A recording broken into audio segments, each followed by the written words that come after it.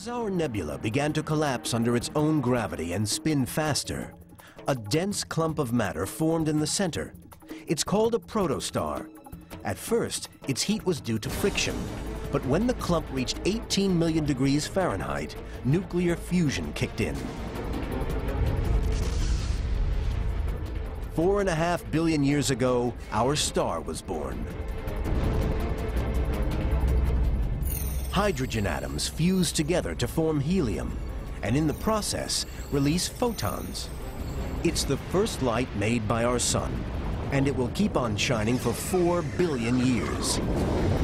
A vast nuclear furnace nearly 1 million miles across. From a distance, this process seems almost peaceful, with the sun's power gently radiating out into the early solar system. There was all sorts of activity going on.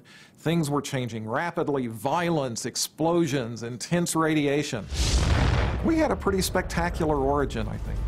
Recent research suggests the solar system's birth was far from peaceful.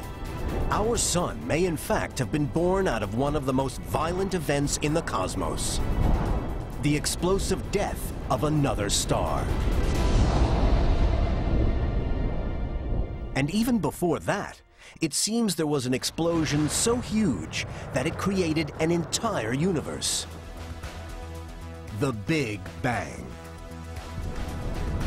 No one knows what caused it, but we think that the Bang created space, time, and all the matter in the universe. Yet for astrophysicists, such as Professor Stan Woosley, there's a puzzle. The Big Bang produced almost none of the 88 naturally occurring chemical elements. When we look around, we don't just see hydrogen and helium. We see planets and people, and we're made out of carbon and oxygen, and planets are made out of iron and silicon. And that didn't all come from the Big Bang. It had to come from somewhere else. Here on Earth, we have learned how to create new elements for ourselves. Nuclear technology. The same thing happens inside stars. Hydrogen and helium from the Big Bang fuse to form heavier elements. And if the star's big enough, at the end of its life, it does something spectacular. It explodes. The energy of a supernova explosion is essentially equal to all of the energy that the sun will put out in its 10 billion year lifetime.